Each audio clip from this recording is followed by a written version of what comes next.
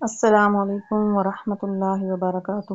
جی viewers کیسے ہیں؟ اللہ تعالیٰ آپ سب کو سلامت رکھے اور اللہ تعالیٰ ہم سب کو ایمان اور صحت کی بہترین حالت میں رکھے۔ تو چلیے سورۃ نحل کے آخری رکوع کی طرف بڑھتے ہیں، رکوع نمبر 16۔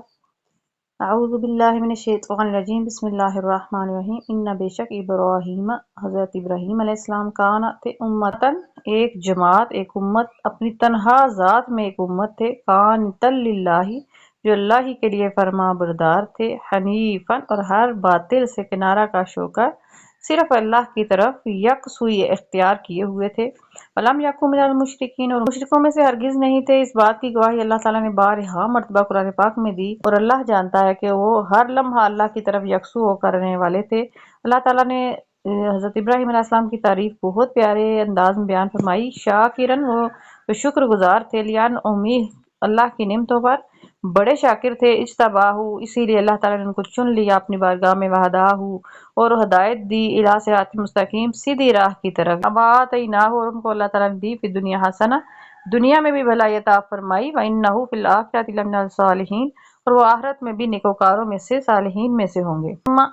پھر اوحینا، ہم نے وحی کی، لے گا آپ کی طرف، آنی تبی، کہ آپ بھی پیروی میں آئیے، ملت ابراہیم، حضرت ابراہیم علیہ السلام کے دین، ان کی ملت کی، حنیفہ، جو ہر باطل سے جدا تھے، وما کان من المشرکین، اور ہرگز بھی مشرکوں میں سے نہیں تھے۔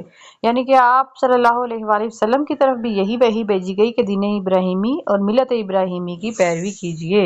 اب قیامت تک کے آنے والے انسان جو ہے وہ ملت ابراہیمی کی پیروی میں ہیں، کہ جو ہم دین ان کو دیا گیا تھا، اللہ تعالیٰ نے ان کو جو کچھ سکھایا وہ ہمارے دین میں بھی قائم ہے۔ انما، بے شک، جعل السبت، سبت یعنی ہفتے کا دن جو ہے صرف انہی کے لیے بنایا گیا تھا، الذین، ان لوگوں پر، اختلافوا فیہ، جنہوں نے اس معاملے میں اختلاف کیا تھا، وان، اور بے شک، ربک، آپ کا رب، لا یحکم، ضرور فیصلہ فرمائے گا، بینہم، ان کے درمیان، یوم القیامت، قیامت کے دن، فیما کانوا فیہ یختلفون، جس معاملہ میں وہ اختلاف کیا کرتے تھے۔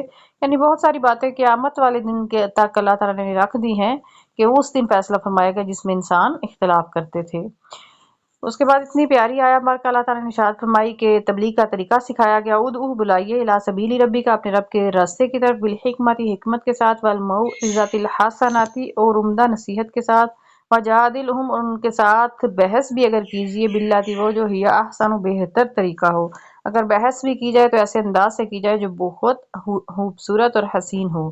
نہ، بے شک، ربک، آپ کا رب، ہوا عالم، زیادہ بہتر جانتا ہے، بمن ضل عن سبیلہ، جو کوئی اس کے راستے سے گمراہ ہو گیا، وہو اعلم، اور وہ بہتر جانتا ہے، بالمہتدین، جو ہدایت یافتہ ہیں اور جو اس کی راہ ہدایت پر قائم ہیں۔ وَإِنْ عَاقَبْتُمْ، اگر تم سزا دینا چاہتے ہو، فَعَاقِبُوا، پس سزا دو، بِمِثْلِ، اس جیسی، مَا عُوقِبْتُمْ بِهِ، جس طرح کی سزا تمہیں دی گئی ہے، یعنی جس قدر تکلیف تمہیں پہنچائی گئی اسی قدر تکلیف تم پہنچا سکتے ہو۔ اس سے زیادہ کو ہم زیادتی کا نام دیتے ہیں، اسلام جو ہے وہ اس کو پسند نہیں کرتا، اللہ تعالیٰ کی ذات اس کو پسند نہیں کرتی کہ تم کسی پر اس سے زیادہ تکلیف دو جتنی اس نے تمہیں پہنچائی ہے، یہ زیادتی ہوگی۔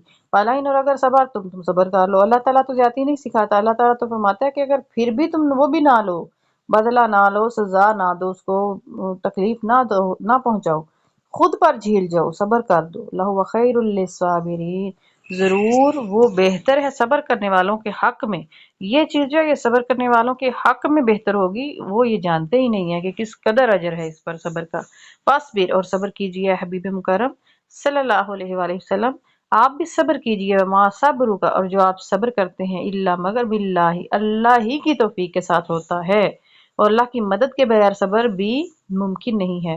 ولا تحزن، اور نہ آپ غم کیجیے، علیہم، ان پر، ولا تکو، نہ ہو، فی ضیق، سینے میں، مما، جو یمکرون، وہ جو فریب کاریاں کر رہے ہیں، آپ کے سینہ میں تنگی محسوس نہ ہو جو وہ فریب کاریاں کر رہے ہیں، ان کی فریب کاریاں انشاءاللہ اچھے انجام پر کبھی بھی منتج نہیں ہوں گی۔ ان اللہ، بے شک اللہ تعالیٰ، مع الذین، ان لوگوں کے ساتھ ہے، اتقوا، جو تقوی اختیار کیے ہوئے اللہ سے ڈرنے والے لوگ ہیں، والذین، اور ان لوگوں کے لیے، ہم محسنون، جو احسان کرتے ہیں۔ ایک تو اللہ سے ڈرتے ہیں، دوسرا احسان کرتے ہیں، یعنی کوئی ان کے ساتھ برائی بھی کر رہا ہے تو وہ بھلائی ہی کرتے ہیں۔ یہ بہت اونچا مقام ہے، ایک عدل کا مقام ہوتا ہے جہاں انسان برابری کی سطح پر جس نے تکلیف پہنچائی اس کو تکلیف پہنچا دیتا ہے۔ یہ بہت بڑے ظرف کی بات نہیں ہوتی ہے، ٹھیک ہے، یہ کم ظرفی بھی کہہ لیں، لیکن اسلام نے اس کی اجازت دی ہے کہ آپ اتنے تکلیف پہنچا سکتے ہیں، یہ پیچھے والی آیا مبارکہ میں آیا ہے۔ لیکن اگر صبر کر جاتے ہیں اور احسان کرتے ہیں، پھر بھلائی کرتے ہیں، تو اس کا درجہ بہت بلند ہے، اور اللہ تعالیٰ اس کو پسند بھی فرماتا ہے صاحبان احسان کو، کہ جو کہ برائی کے بدلے میں بھی اچھائی کرتے ہیں۔ کوئی ایک رشتہ دار آپ سے توڑتا ہے تو آپ اس سے بھی جوڑیں، تو اللہ تعالیٰ اس چیز کو بہت پسند فرماتا ہے۔ یہاں پہ سورۃ نحل مکمل ہوئی، انشاءاللہ اگلی سورت کے ساتھ ملاقات ہوگی۔ اپنا خیال رکھیے اور اپنے اس چینل کا بھی۔ والسلام علیکم ورحمۃ اللہ وبرکاتہ۔